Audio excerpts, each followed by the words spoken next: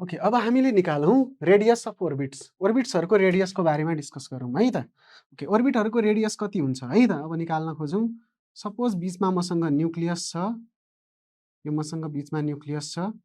न्युक्लियसको वरपर इलेक्ट्रोन घुमिराखेको छ है। न्युक्लियसको चार्ज कति हुन्छ? Ze हुन्छ। जेड भने यसको एटोमिक नम्बर, जेडवटा प्रोटोनको चार्ज भनेको Ze है। यसको चार्ज माइनस ई हुन्छ इलेक्ट्रोनको। यो इलेक्ट्रोनको रेडियस कति हुन्छ? Rn। यो निकाल्नु पर्नेछ हामीले है। यो निकाल्नु पर्नेछ सिंगल इलेक्ट्रोनको है। सिंगल इलेक्ट्रोन सिस्टमको हामीले निकाल्न सक्छौँ बोर्स एटोमिक मोडलबाट। धेरै इलेक्ट्रोन भयो भने फेरि इलेक्ट्रोन इलेक्ट्रोन इन्टरेक्सन पनि हामीले इन्क्लुड गर्नुपर्छ। त्यही भएर मैले यति काम गर्छु, यो Rn निकाल्छु। सबभन्दा पहिला बोरको पोस्टुलेट मैले युज गर्छु। बोरको सेकेन्ड पोस्टुलेटले के भन्छ? mVn Rn भनेको NH/2π भन्थ्यो हैन। योबाट हामीले Vn भनेको हामीले युज गर्न सक्छौँ Rn को टर्ममा। Vn लाई मैले यदि Rn को टर्ममा युज गरेँ भने Vn भनेको कति हुन्छ त? NH/2πmRn। यसरी मैले यो Vn लाई Rn को टर्ममा मैले लेख्न सक्छु, यो भेलोसिटीलाई। र भेलोसिटीलाई मैले Rn को टर्ममा लेखेँ भने अब अर्को कुरा मैले यहाँनिर के भन्न सक्छु, किनकि यो सर्कलमा घुमिराखेको छ यो इलेक्ट्रोन, यसमा सेन्ट्रिपिटल फोर्स लागेको छ। यो सेन्ट्रिपिटल फोर्स किन लाग्यो? सेन्ट्रिपिटल फोर्स केले दियो? Electrostatic attraction between protons in and electron. Nucleus and इलेक्ट्रोनको बिचमा अट्र्याक्सन जो भयो त्यसको कारणले सर्कुलर मोसन भयो। सर्कुलर मोसन भएपछि mv²/r फोर्स लाग्छ, सेन्ट्रिपिटल फोर्स लाग्छ। यो सेन्ट्रिपिटल फोर्स केले दियो? 1/4πε0 इलेक्ट्रोस्ट्याटिक अट्र्याक्सनले दियो, Q1 Q2/r²। अब यसमा 1/4πε0 लाई मैले के भने? Q1 भनेको यसको चार्ज, प्रोटोनको चार्ज, न्युक्लियसको चार्ज जुन भने Ze छ।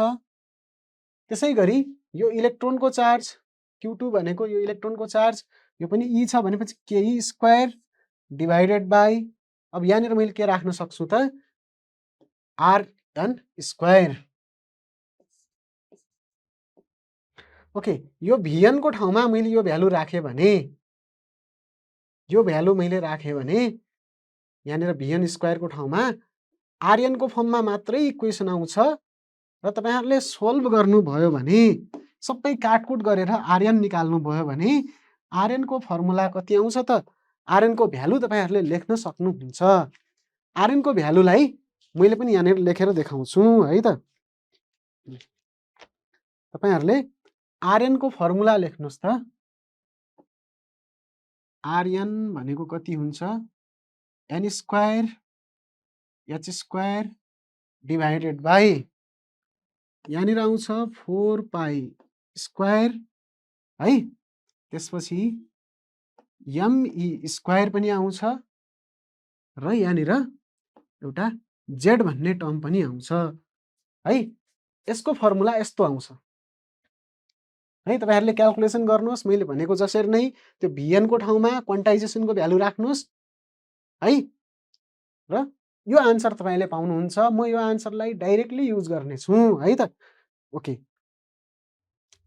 ठीक छ है त। यो फर्मुला तपाईहरुले युज गर्नुहुन्छ। यहाँनिर एउटा 4πε0 एउटा k पनि हुन्छ है। के भनेको 1/4πε0 थियो नि, त्यो भ्यालु यहाँनिर आउँछ, के पनि आउँछ र यति हुन्छ यसको भ्यालु है। याद गर्न सजिलो छ, म फेरि यहाँनिर लेखिदिन्छु हेर्नुहोस् है त। माथि n² h² यो भ्यालु बोर्स क्वान्टाइजेसनबाट आउने भ्यालु हो, यो 4π² है। किनकि त्यहाँ NH/2π हुन्थ्यो नि त, र v² मा यसको स्क्वायर आउँछ, त्यही भएर यो भ्यालु आउँछ। के भनेको 4πε0 आउँछ, me² आउँछ र तल डिभाइड बाई z आउँछ Rn भनेको। अब तपाईहरुले यहाँनिर के हेर्न सक्नुहुन्छ भने यो Rn केसँग प्रोपोर्सनल छ त है। तपाईहरुले यो सबै रट्नु पर्दैन है। यो भ्यालु आउँछ भनेर तपाईहरुले थाहा पाउनु पर्यो। र यहाँ के कुरा थाहा पाउनु पर्यो भने यो एक्सप्रेसनमा यो र यो z थाहा पाउनु पर्यो।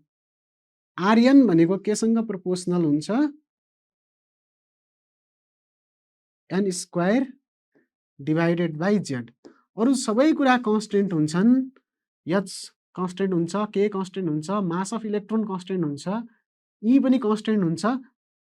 तर एन र जेड हामी चेन्ज गर्न सक्छौँ। जेड चेन्ज गर्यौँ भने एटम चेन्ज भयो, एन चेन्ज गर्यौँ भने ओर्बिट चेन्ज भयो है। तपाईँले first orbit, second orbit, third orbit पनि चेन्ज गर्न सक्नुहुन्छ।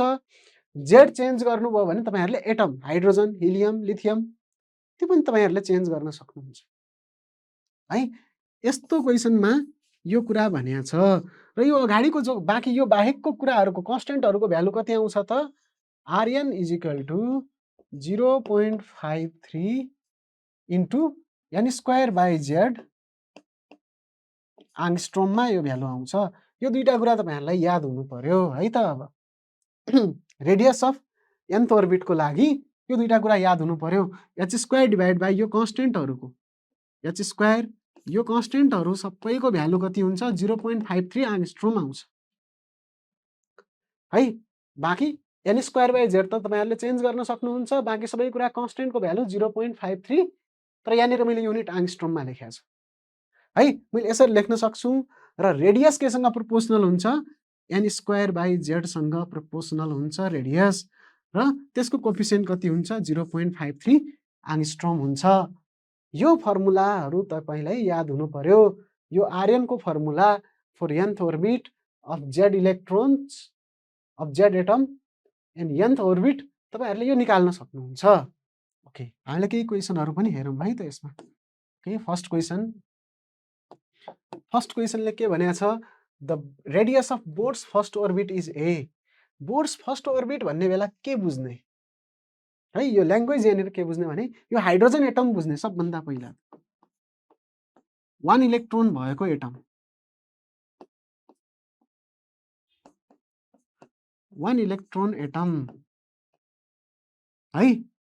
र त्यो बेस्ट सबभन्दा पहिला के बुझ्नुपर्छ, हाइड्रोजन एटम भनेर बुझ्नुपर्छ। बोर्ड्स फर्स्ट ओर्बिट भनेपछि हाइड्रोजन एटमको फर्स्ट ओर्बिट, हाइड्रोजन एटमको फर्स्ट ओर्बिट। हाइड्रोजनको जेड कति हो 1 हो, एटोमिक नम्बर हाइड्रोजनको 1 हो। फर्स्ट ओर्बिट भनेपछि एन इज इक्वल टु पनि 1, Z is equal to 1, n is equal to 1। त्यसो भए रेडियस कति हुन्छ आरएन तपाईँहरूलाई थाहा छ 0.53 into n square by Z angstrom भनेको थियौँ हामीले है त। यो फर्मुला हामीलाई थाहा छ है। र बोर्स फर्स्ट ओर्बिट, यो फर्मुला हामीलाई थाहा छ। बोर्स फर्स्ट ओर्बिट भनेको R1 हो। हामीलाई यहाँ R1 दिएको छ, यो क्वेसनमा हामीलाई R1 दिएको छ। R1 भनेको कति भनेको छ, सपोज ए हो भनेको छ। R1 भनेको ए हो भने आरएन कति होला निकाल भनेको छ। ओके, यो क्वेसन हामीले ट्राई गरौँ। हामीलाई थाहा छ RN is directly proportional to N square by Z. Z भनेपछि 1 अहिले, किनकि जेड इज इक्वल टु 1 छ नि त हामीसँग। हाइड्रोजन एटमको लागि जेड इज इक्वल टु 1 हुन्छ भनेपछि रेडियस भनेको एन स्क्वायरसँग प्रोपोर्सनल हुन्छ भनेको छ। अर्थात् आरएन डिभाइड बाई R1 भने कति होला त, आर को भ्यालु एन हुँदाखेरि N square divided by 1 square यो भन्न सकिन्छ है त। किनकि एन स्क्वायरसँग प्रोपोर्सनल छ। एन 1 हुँदाखेरि 1 स्क्वायर होला, एन हुँदाखेरि एन स्क्वायर होला। प्रोपोर्सनालिटी साइन भएपछि यो रेसियो लेख्न सकिन्छ। हामीलाई निकाल्न यो आरएन सोधेको छ। आरएन भनेको त कति होला त, an square into R1। R1 भनेको फर्स्ट ओर्बिटको रेडियस, फर्स्ट ओर्बिटको रेडियस ए भनेको छ भने आरएन भनेको के लेख्न सक्छौँ, एन स्क्वायर ए। अर्थात् हामीले यहाँनिर के भन्न सक्छौँ भने सेम एटमको लागि है त एन स्क्वायर ए यो आन्सर हो। म यहाँनिर तपाईँहरूलाई फेरि एकचोटि म एउटा कुरा के भन्न चाहन्छु भने, अब सपोज सेम एटम छ भने जेड कन्स्टेन्ट छ, सेम एटम छ भने जेड त सेम छ। जेड सेम भएपछि हामी के भन्छौँ त, आरएन केसँग प्रोपोर्सनल हुन्थ्यो, एन स्क्वायर बाई जेडसँग हुन्थ्यो। जेड कन्स्टेन्ट भएपछि आर एन स्क्वायरसँग कन्स्टेन्ट हुन्छ। फर्स्ट ओर्बिट भएपछि है त R1 इज इक्वल टु ए भन्यो भने R2 इज इक्वल टु के होला त, 2 स्क्वायर टाइम्स ठुलो होला, अर्थात् 4 टाइम्स ए होला। सेकेन्ड ओर्बिट भनेको। थर्ड ओर्बिट भनेको के होला 3 स्क्वायर अर्थात् 9 टाइम्स ए होला है। अर्थात् स्क्वायर टाइम्स बढ्दै जान्छ अर्थात् डिस्टेन्स के भइराखेको छ फर्स्ट ओर्बिट र सेकेन्ड ओर्बिटको डिस्टेन्स कति छ त 4a - a 3a छ है। यो न्युक्लियस हो यो फर्स्ट ओर्बिट यो सेकेन्ड ओर्बिट यो डिस्टेन्स हामीले 3a भन्यौँ भने यो डिस्टेन्स कति छ सेकेन्ड र थर्ड बिचको 9a - 4a यो भनेको त 5a छ। अर्थात् यसमा हामीले ज्योमेट्री चेक गर्यौँ भने कस्तो भइराखेको छ भने सुरुको ओर्बिट त्यसपछिको ओर्बिट अलि टाढा होला त्यसपछिको ओर्बिट अझ धेरै टाढा हुन्छ यो ग्याप बढ्दै जान्छ भन्न खोजेको हो। डिस्टेन्सको आधारमा भन्ने हो भने त्यो ग्याप बढ्दै जान्छ। Okay the radius of electron in singly ionised helium atom is helium atom भनेको सिंगली आयोनाइज्ड भनेको हिलियम प्लस है एउटा आयोनाइज भयो एउटा इलेक्ट्रोन निकाल्यो भने He प्लस होला। He प्लसमा त एउटा इलेक्ट्रोन हुन्छ He को न्युक्लियस He मा दुईटा इलेक्ट्रोन हुन्थे एउटा इलेक्ट्रोन गयो भने एउटा इलेक्ट्रोन बाँकी छ। अर्थात् सिंगल इलेक्ट्रोन सिस्टममा हामीले के भन्न सक्छौँ त हामीले एउटा फर्मुला पढेका छौँ radius of nth orbit is proportional to के भनेका छौँ सिंगल इलेक्ट्रोन सिस्टमको लागि n²/z भनेका छौँ है त। अब हामीलाई क्वेसनले के सोधेको छ हामीले त्यो निकाल्नु पर्यो radius of singly ionised helium atom is what हामीलाई सिंगली आयोनाइज्ड हिलियम एटमको रेडियस कति हुन्छ निकाल भनेको छ। If Bohr's first orbit is given by Bohr's first orbit भनेको z = 1 हुँदाखेरि हामीलाई यो भनेको छ है z = 1 हुँदाखेरि force first orbit is given by a r1 = a भने हो है। हामीलाई यो भनेको छ एउटा इलेक्ट्रोन भनेपछि त्यो फर्स्ट ओर्बिटमै होला भनेपछि z = 1 हुँदाखेरि r1 = a छ भने अब हिलियमको लागि z को भ्यालु कति हुन्छ हिलियमको लागि त z को भ्यालु 2 हुन्छ z 2 हुँदाखेरि r1 कति होला r1 ड्यास भनौँ न अबको यो r1 ड्यास कति होला यो सोधेको छ हामीलाई है। यसलाई हामी z1 भनौँ यो r1 भनौँ यसलाई z2 भनौँ यसलाई r2 भनौँ न बेस्ट वे r2 भनौँ r2 कति होला निकाल्नुहोस् भनेको छ। तपाईहरुलाई थाहा छ rn is directly proportional to n²/z हुन्छ अर्थात्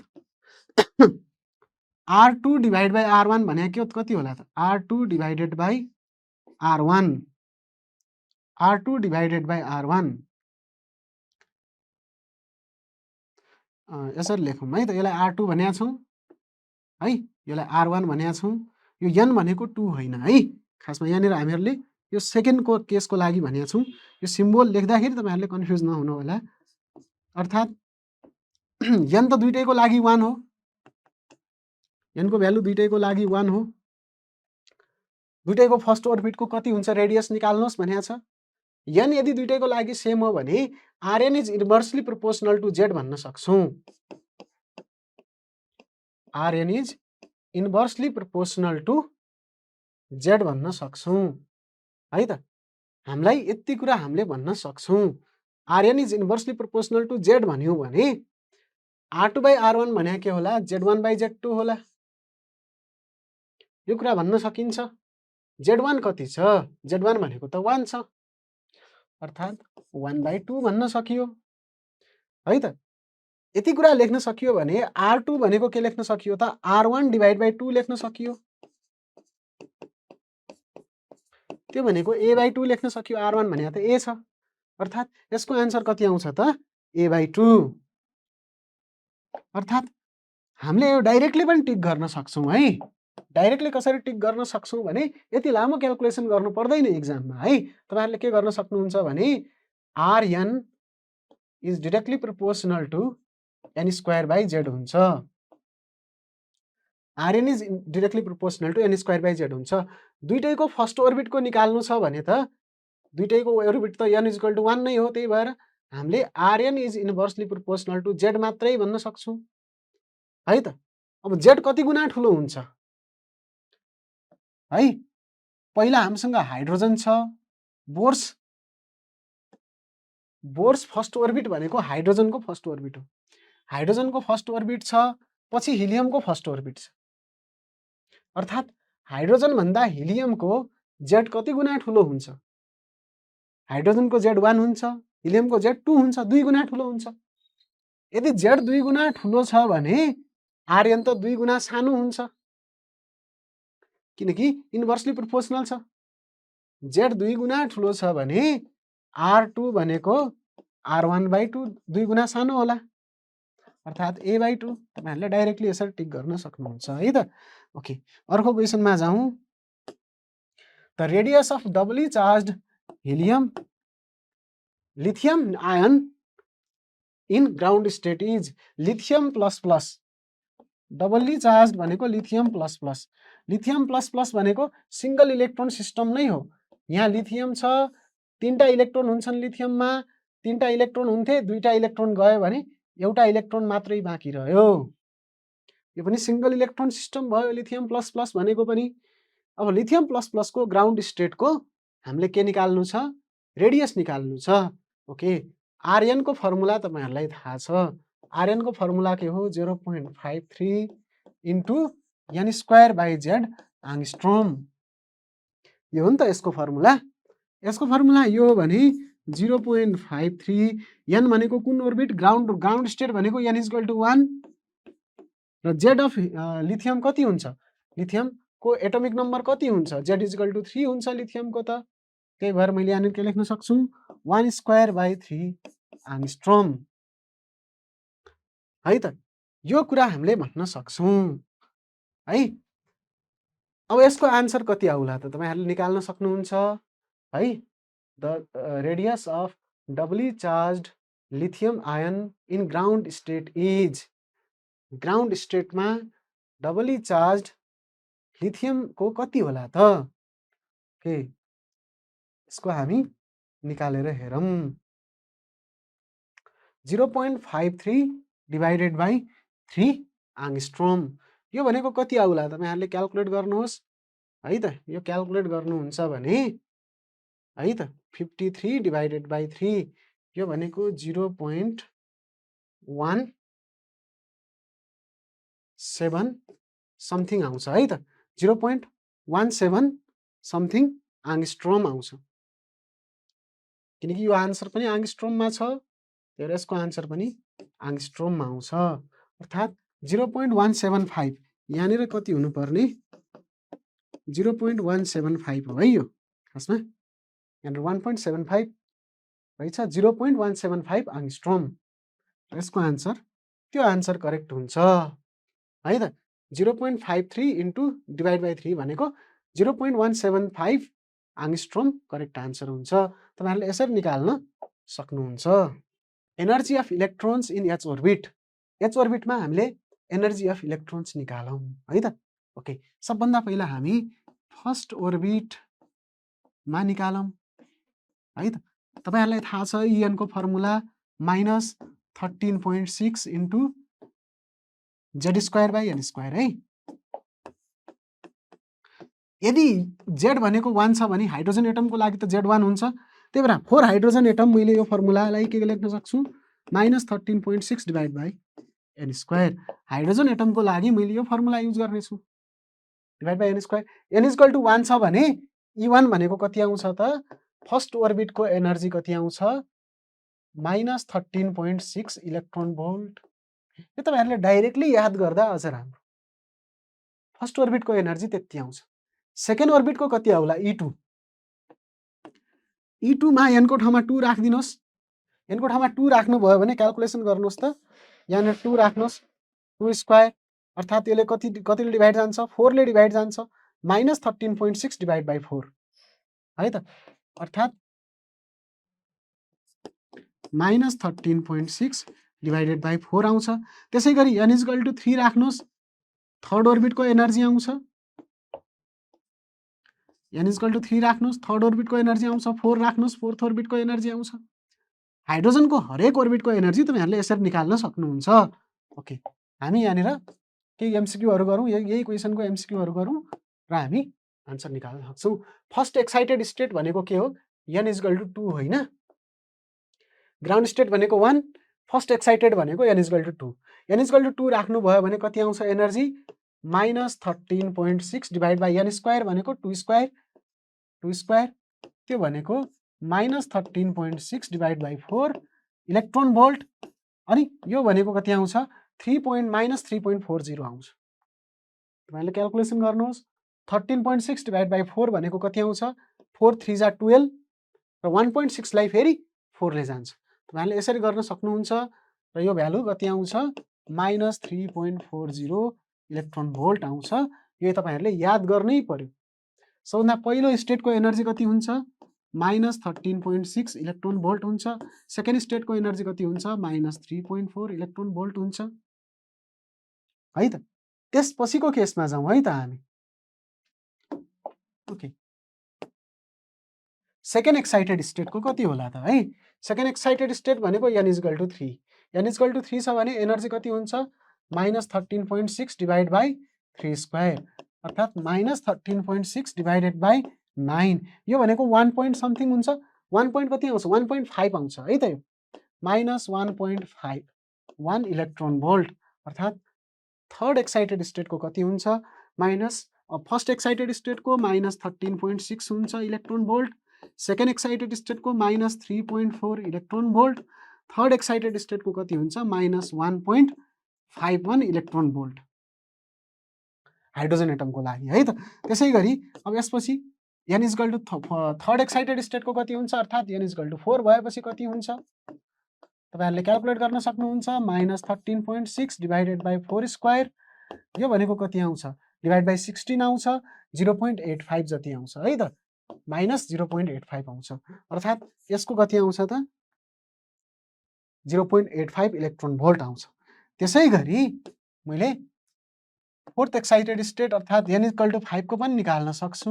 n = 5, यो भने -13.6 डिभाइडेड बाई 5 स्क्वायर अर्थात् -13.6 डिभाइडेड बाई 25, यो भनेको नियरली 50% आउँछ। 50% भन्दा थोरै बढी आउँछ, -0.54 इलेक्ट्रोन भोल्ट आउँछ। यसरी तपाईहरुले यो काम गर्न सक्नुहुन्छ है त। म एकचोटि फेरि यो कुरा अलिकति रिभाइज गराइदिन्छु, तपाईहरुले याद गर्नु पर्यो। फर्स्ट अर्बिटको कति हुन्छ? फर्स्ट अर्बिटको कति हुन्छ? मैले तलदेखि देखाउँछु है, फर्स्ट अर्बिटलाई यहाँ देखाउँछु। यो फर्स्ट अर्बिटको कति हुन्छ? -13.6 इलेक्ट्रोन भोल्ट हुन्छ। सेकेन्ड अर्बिटको कति हुन्छ? -3.4 इलेक्ट्रोन भोल्ट हुन्छ। थर्ड अर्बिटको कति हुन्छ? -1.51 इलेक्ट्रोन भोल्ट हुन्छ। त्यसैगरी फोर्थ अर्बिटको कति हुन्छ? -0.85 इलेक्ट्रोन भोल्ट हुन्छ। फिफ्थ अर्बिटको कति हुन्छ? -0.54 इलेक्ट्रोन भोल्ट। हाइड्रोजन एटमको एनर्जी लेभल यस्तो हुन्छ। तपाईहरुले एउटा कुरा अब्जर्भ गर्नुस् त, यो डिफरेन्स जति छ यो डिफरेन्स घट्दै गइराखेको छ है। अर्थात् एनर्जी लेभलहरु है डिस्टेन्समा टाढा भए पनि एनर्जीमा नजिक नजिक हुन्छन्। एनर्जी खासै फरक पर्दैन। लास्टतिर त के हुन्छ? एनर्जी लेभलको डिफरेन्स एकदमै सानो हुन्छ, ओभरल्यापिङ एनर्जी जस्तो हुन्छ है। एकदमै सानो हुन्छ, नियरली ओभरल्यापिङ जस्तो हुन्छ है। खासमा ओभरल्यापिङ नै हुन्छ, बट बोरको थ्योरीले चाहिँ त्यो ओभरल्यापिङ हुँदैन भन्छ। तर यो कुरा हामीले हेरौँ है त। यो एनर्जी डिफरेन्स घट्दै घट्दै घट्दै गइरहेछ। कसरी घटिरहेछ त्यो पनि तपाईहरुले हेर्नुस्। यो डिफरेन्स जति छ, यो डिफरेन्स जति छ, यो डिफरेन्स भन्दा पनि यो डिफरेन्स एकदम सानो छ है त। यसको 50% भन्दा पनि सानो हुन्छ है। यो डिफरेन्स भनेको यसको 50% भन्दा पनि सानो हुन्छ भने तपाईहरुले अब्जर्भ गर्न सक्नुहुन्छ। यहाँनिर तपाईहरुले डिफरेन्स चेक गर्नुहोस्, 50% भन्दा पनि सानो डिफरेन्स देखिन थाल्छ है त। यो कुरा तपाईहरुले अब्जर्भ गर्न सक्नुहुन्छ। यो डिफरेन्स चेक गर्नुहोस् र यो डिफरेन्स चेक गर्नुहोस्, यो डिफरेन्स भन्दा धेरै सानो हुन्छ यो डिफरेन्स। त्यसैगरी यो डिफरेन्स चेक गर्नुहोस् र यो डिफरेन्स चेक गर्नुहोस्, यो डिफरेन्स धेरै सानो आउँछ यो डिफरेन्स भन्दा। यो कुरा तपाईँहरूले माइन्डमा राख्नुभयो भने धेरै एमसिक्यूहरू डाइरेक्टली टिक गर्न सक्नुहुन्छ। त्यही भएर मैले यो कुरा बताइरहेको छु है। ओके, अब हामी एकचोटि फ्रिक्वेन्सी अफ इलेक्ट्रोनको कुराकानी गरौँ। के हुन्छ त फ्रिक्वेन्सी अफ इलेक्ट्रोन? सबभन्दा पहिला हामी टाइम पिरियड निकालौँ। फ्रिक्वेन्सी भनेको त 1 टाइम पिरियड हो, 1 टाइम पिरियड हो। टाइम पिरियड अफ इलेक्ट्रोन निकालौँ है त। ओके, तपाईँहरूलाई एउटा कुरा थाहा छ है त, टाइम पिरियड अफ कुनै पनि कुरा सर्कुलर ओर्बिटमा घुमिराखेको छ भने है, v स्पिडले घुमिराखेको छ भने है, यसको रेडियस r छ भने हामी यसको टाइम पिरियड निकाल्न सक्छौँ है। टाइम पिरियड भनेको के हुन्छ? डिस्टेन्स डिभाइड बाई भेलोसिटी हुन्छ यदि भेलोसिटी कन्स्टेन्ट छ भने। टाइम पिरियड भनेको डिस्टेन्स डिभाइड बाई भेलोसिटी हुन्छ। टाइम पिरियड भनेको यहाँदेखि यहाँसम्म पुग्न लाग्ने टाइम हो। डिस्टेन्स कति भयो? 2πr भयो। डिस्टेन्स कति अर्थात् यो फर्मुला तपाईँहरूले के लेख्न सक्नुहुन्छ? 2π nth ओर्बिट छ भने rn divided by vn velocity, यो भन्न सक्नुहुन्छ। टाइम पिरियड भनेको डिस्टेन्स भनेको 2πr सर्कमफरेन्स बाई भेलोसिटी, यो कुरा भन्न सक्नुहुन्छ। अब तपाईँहरूले rn पनि निकाल्नु भएको छ, vn पनि निकाल्नु भएको छ। rn भने के छ त है, हामीले निकालेको थियौँ r is directly proportional to n square by z भनेका थियौँ हामीले है। यो कुरा हामीले भनेका थियौँ, r is directly proportional to n square by z भनेका थियौँ। त्यसै गरी vn is directly proportional to के भनेका थियौँ? z बाई n भनेका थियौँ है। यो दुईटा कुरा हामीले अगाडि प्रुभ गरिसकेका छौँ। भनेपछि t केसँग प्रोपोर्सनल होला त? t मैले निकाल्नु पर्यो भने t is proportional to rn by vn। तर rn केसँग प्रोपोर्सनल छ? n स्क्वायर बाई z सँग छ। अर्थात् मैले माथि n स्क्वायर बाई z लेखेँ, तल vn केसँग प्रोपोर्सनल छ? z बाई n सँग छ, z बाई n सँग छ। यो n माथि गयो n क्युब भयो, z तल आयो z स्क्वायर भयो। अर्थात् t is proportional to, time period is proportional to n cube by z square. एकदम इम्पोर्टेन्ट रिलेसन है। टाइम पिरियड केसँग प्रोपोर्सनल हुन्छ? n cube by z square सँग हुन्छ। अर्थात् time period is proportional to n cube by z square. अब frequency भने त यसको रेसिप्रोकल त हो नि। फ्रिक्वेन्सी भनेको 1 टाइम पिरियड हो, अर्थात् फ्रिक्वेन्सी यसको रेसिप्रोकलसँग प्रोपोर्सनल होला। अर्थात् frequency is proportional to z square by n cube, यस्तो भन्न सकिएला है त। ओके, यहाँनिर तपाईँहरूले एउटा कुरा के याद गर्नुहोस् भने n cube divide by z square, t सँग t यो n क्युब, n को क्युबसँग हुन्छ, z को स्क्वायरसँग हुन्छ र फ्रिक्वेन्सीमा ठ्याक्कै यसको रेसिप्रोकल रिलेसन हुन्छ। यो कुरा तपाईँहरूले याद गर्नुहोस्। ओके, यसको केही क्वेसनहरुमा जाउँ। पहिलो क्वेसन हामीले ट्राई गरौँ। यो क्वेसनले के भनेको छ त? If 2 electrons moves around the nucleus, दुईटा इलेक्ट्रोन न्यूक्लियसको वरपर मुभ गरिराखेका छन् in circular orbits of radii r and 4r, r and 4r। यो क्वेसनमा तपाईहरुले अलिकति ट्रिक याद गर्नु पर्यो। यहाँ तपाईहरुलाई n दिएको छैन, nth orbit n equal to 1 n equal to 2 Bohr orbit भनेको छैन है त।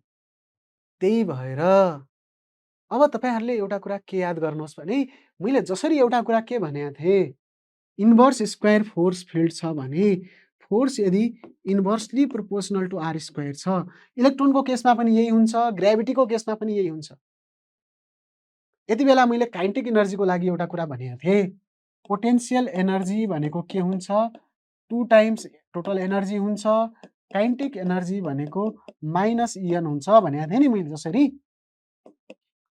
त्यसरी नै एउटा अर्को टाइम पिरियडको रिलेसन लेख्न मिल्छ है।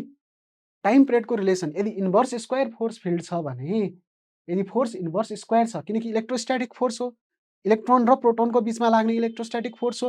इलेक्ट्रोस्ट्याटिक फोर्स कुलम्ब फोर्स हो, कुलम्ब फोर्स भने इन्भर्स स्क्वायर फोर्स हो। यति बेलामा टी स्क्वायर केप्लरको थर्ड ल ओर्बिटको है त्यो युज गर्न मिल्छ। T square is directly proportional to A cube भन्न मिल्छ है त, ल अफ ओर्बिट। यो कुरा हामीले युज गर्न सक्छौं है। T square is directly proportional to A cube यदि हामीलाई n दिएको छैन भने, नत्र हामीले के युज गर्थ्यौं? हामीलाई थाहा थियो T is directly proportional to के थियो? n cube by z square थियो है त। हामीले निकालेको यो थियो T is directly proportional to, हामीले के निकालेका थियौं?